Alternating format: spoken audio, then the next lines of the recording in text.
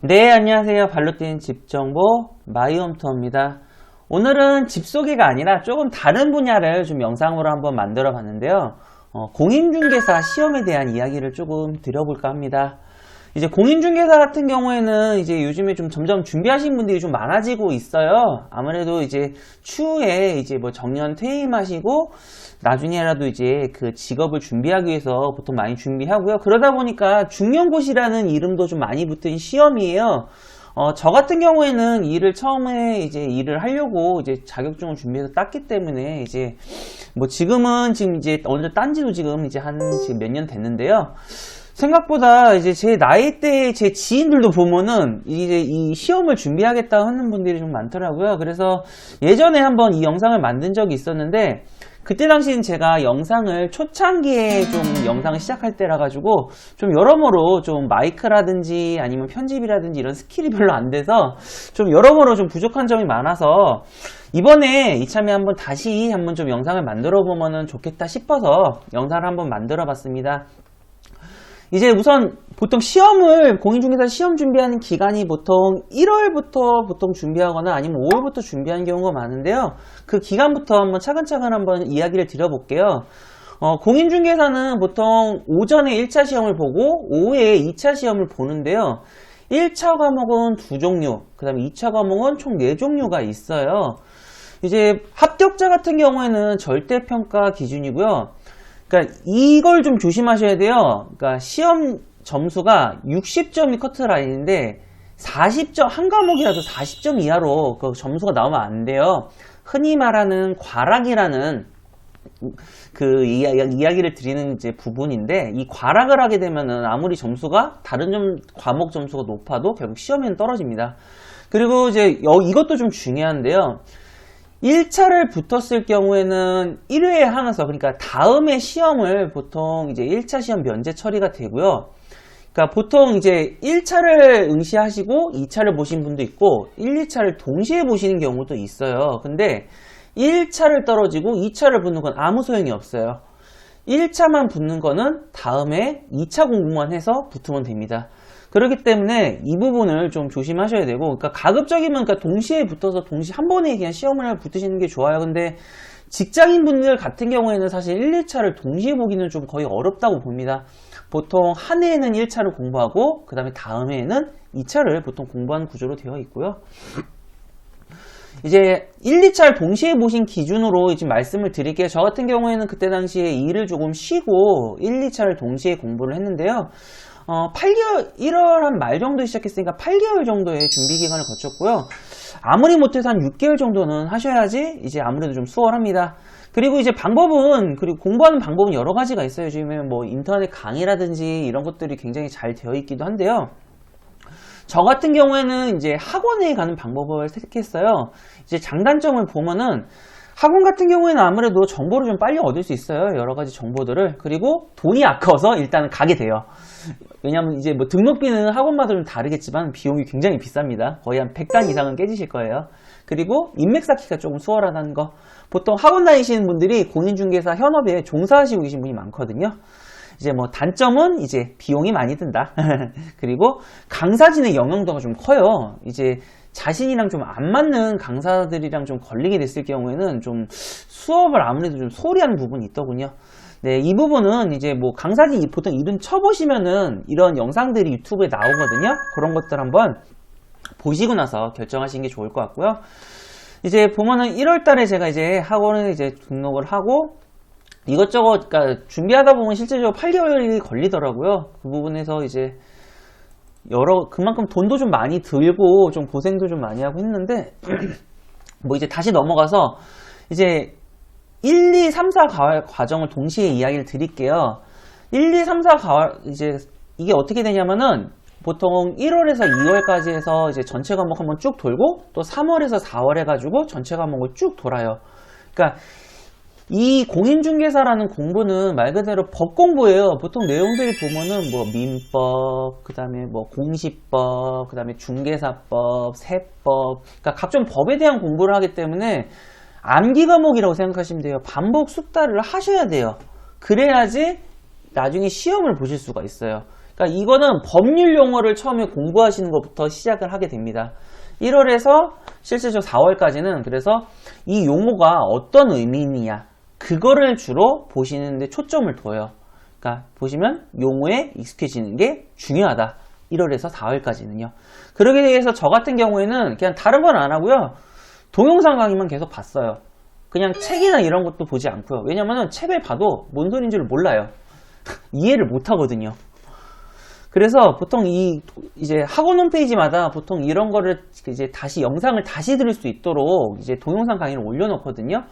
이제 그래서 그 영상을 계속 반복해서 들었어요. 그리고 이제 여기 과목도 좀 이제 과목들이 여러 가지가 있지만은 가장 기본 베이스라고 할 수 있는 법은 이 민법입니다. 이 민법을 사실 모르시면요 공인중개사 시험 못 보신다고 봐도 과언이 아니에요. 가장 기본이 되는 과목이에요. 그렇기 때문에 이 민법만큼은 공부를 정말 열심히 하셔야 돼요. 저도 실제로 가장 많이 시간 투자를 한 과목이 이 민법입니다. 근데 이제 다음에 이제 좀 여기도 볼까요? 보면은 이제 5월달, 6월달에 있는 이제 내용도 한번 좀 이야기를 드려볼게요. 실질적으로 5, 6월에 보통 이론을 마지막으로 강의를 해요. 이제 다음 해부터는 보통 여름방학 한번 이제 있고요. 그 다음에 이제 시험을 준비를 하게 되는데, 그리고 한 가지 제가 또 드리고 싶은 말씀이 있어요. 공인중개사 합격 후기 보면은 보통 3개월 만에 붙었다고 하시는 분들이 종종 있어요. 실제로 공인중개사 시험 3개월 만에 합격할 수 있으니까 도전해봐라.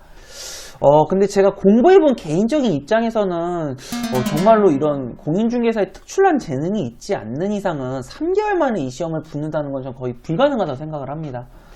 예외적인 경우가 있다고 하면은 부동산업에 좀 종사하신 분 같은 경우에는 가능할 수도 있을 것 같아요. 근데 공인중개사라는 이 시험을 처음 보시는 분들이 3개월 만에 합격을 한다? 실질적으로 거의 어렵지 않나 제가 생각을 합니다. 제가 직접 공부해보고 자격증을 딴 입장에서는 좀 어렵지 않나 생각을 듭니다.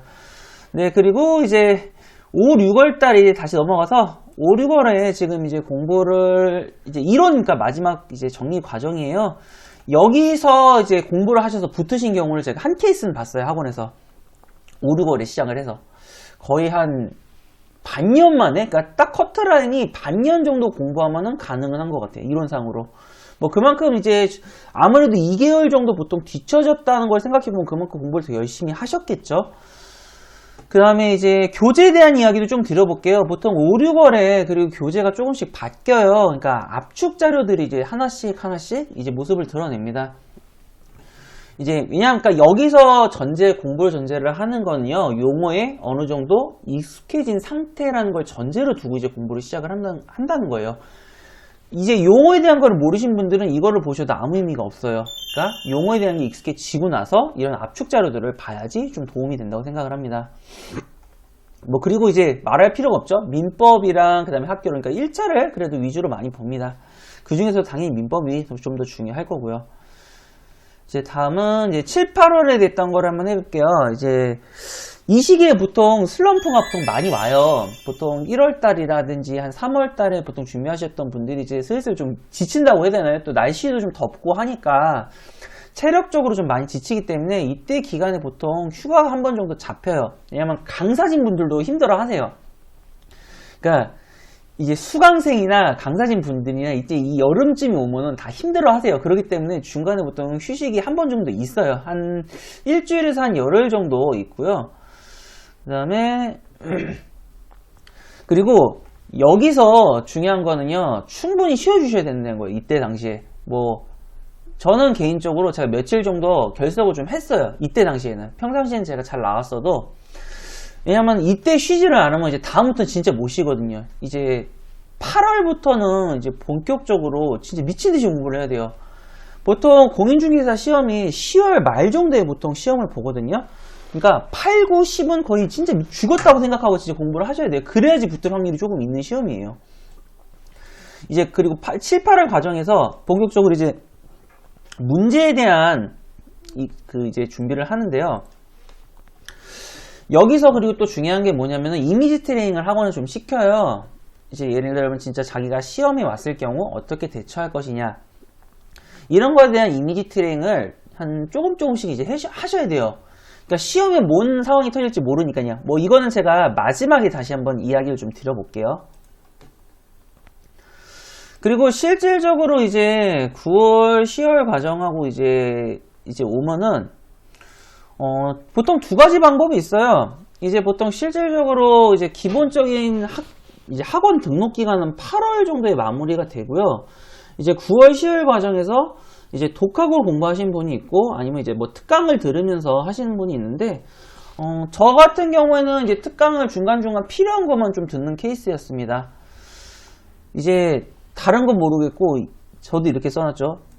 그러니까 2달에서 3달 정도는 이제 거의 시험에만 몰두를 하셔야 돼요. 보통 이제 이 시험을 보신 분들이 여러분들이 있잖아요. 직장인 분도 계시고, 뭐 아니면 주부가 계실 수도 있고, 뭐 예전에 저 같은 경우는 뭐 백수였죠? 백수가 있을 수도 있는데, 다른 거 다 포기하시고, 무조건 이 공부에 올인하셔야 돼요. 제가 다시 한번 말씀드리지만은, 그 기간이 딱 3개월이에요. 그러니까 3개월 만에 붙으셨다는 분들이 이 순간에만 공부하셨다는 얘기는 어느 정도 근데 그 용어를 알고 계시기 때문에 사실 저는 공부할 수 있다고 저는 생각을 합니다. 저는 개인적으로 이 부동산이나 공인중개사라는 시험을 처음 봤을 때 아무것도 몰랐어요. 전혀 모르는 상태에서 시작을 했기 때문에.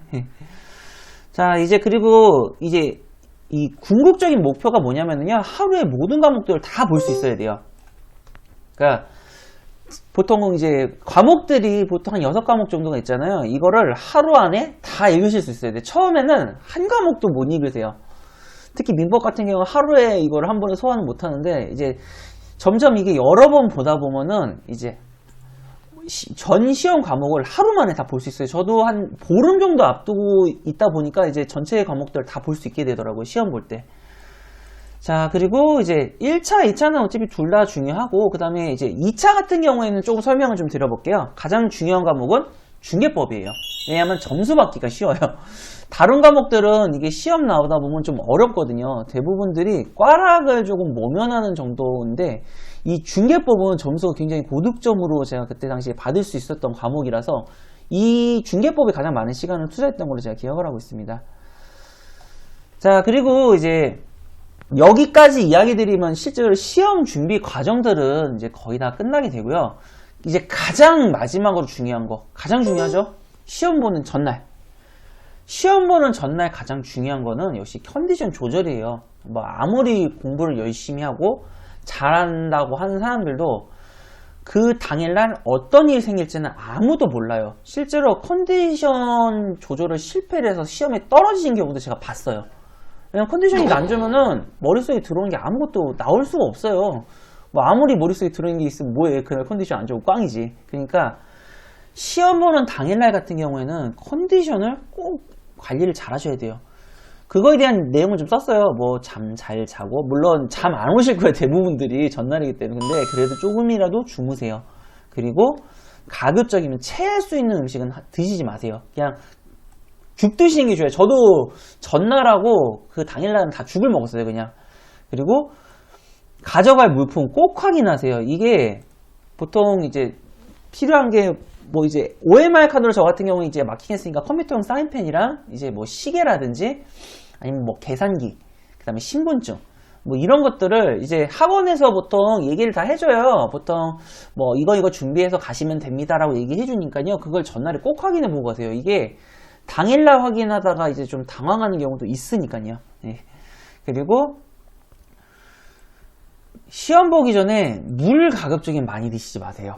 이게 요즘에 바뀌었는지는 잘 모르겠는데 보통 시험 볼 때 중간에 화장실을 못 가게 해요. 그러니까 유도리 있게 하신 분들은 가시게 하는 경우도 있고, 이제 만약에 재수가 없는 시험 가는데 걸렸다 싶으면 못 가는 경우도 있거든요. 보통은 가급적이면 대부분 다 못 가게 하더라고요. 저도 이제 시험을 직접 보러 가니까. 가급적이면은 물 많이 드시지 마세요. 그러니까 아무리 못해도 한 2, 30분 전에는 물 안 드시는 게 좋아요. 그리고 이 시험 문제를요, 막상 풀어보시면은 지문이 좀 느낌이 달라요. 왜냐면 이게 시험, 모의고사를 하신, 이제 문제를 출제하시는 분들은 보통 강사진 분들이 출제를 하시잖아요. 근데 이런 공인중개사 시험 같은 경우에는 보통 부동산 학과 교수님들이, 그러니까 대학교 교수님들이 문제를 많이 내시거든요. 출제위원 실제로 많이 들어가요. 그러다 보니까 저도 처음에 이제 공인중개사 시험을 봤을 때 이 지문 관련된 게 조금 생소하더라고요. 민법 봤을 때 좀 당황했던 것 같아요. 제 기억으로. 그래도 막상 그래도 푸니까 어떻게 꾸역꾸역 풀기는 풀었는데, 이제 보면은 이제 이렇게 해서 시험을 보게 되고, 보통 시험은 제가 그때 끝났던 게 오후 한 2시 정도는 보통 대부분 시험들은 마무리가 됩니다. 뭐 시험 보고 나서 보통 이제 가채점이 그리고 이제 들어가게 되는데, 이 가채점에서 이제 뭐 보통 여기서 한두 문제 차이로 많이 당락이 결정이 되더라고요. 저도 이제 뭐 그렇게 뭐 넉넉한 커트라인 아니었고요. 아슬아슬하게 붙었거든요. 한 4문제, 5문제인가 더 맞아가지고 이제 합격을 했었는데, 재미있는 게 공인중개사는요, 이 한 끗 차이로 붙고 떨어지고 거의 결정이 납니다. 이게 고득점으로 해서 공인중개사 라이센스 따시는 분들 거의 없어요. 왜냐면은 준비해야 될 과목들이 많기 때문에, 뭐 예전부터 공부하셨던 분이 아닌 이상은 커트라인들은 어떤 과목이든지 거의 한 60점 보시면 되고요. 그리고 이제 이 공인중개사 시험이라는 게 사람이 어쨌든 간에 출제해서 내는 거기 때문에 문제 자체에 오류가 있을 수가 있어요. 그거에 대한 이의 신청을 보통 이제 나중에 들어가게 되거든요. 보통 이의 신청은요, 받아주는 경우도 있고 안 받아주는 경우도 있고 그래요. 만약에 이제 그 이의 신청해서 이제 합격 라인이 걸리신 분들은 이제 좀 살떨리면서 기다리는 거고, 뭐 넉넉하게 합격 라인이 뭐 잡히신 분들이라고 하면은 좀 이제 여유롭게 기다리는 거고. 왜냐면 이제 이 합격 발표일이 제 기억으로 한 달 조금 넘게 걸리거든요. 한 달 반 정도 걸렸던 것 같은데, 그때까지 저도 아무것도 못했어요. 일단은 딱 시험 끝나고 나니까, 갑자기 그냥 딱 그 긴장이 풀려서 그런지 한 일주일 정도는 알아 누웠어요. 그냥 아무것도 못하겠더라고요. 그러고 나서 이제 마음 좀 추스리고, 그 다음에 이제 나중에 합격자 발표 보니까, 이게 합격자 발표 같은 경우에는 인터넷으로 확인하는 경우도 있고요. 자기 문자로도 와요.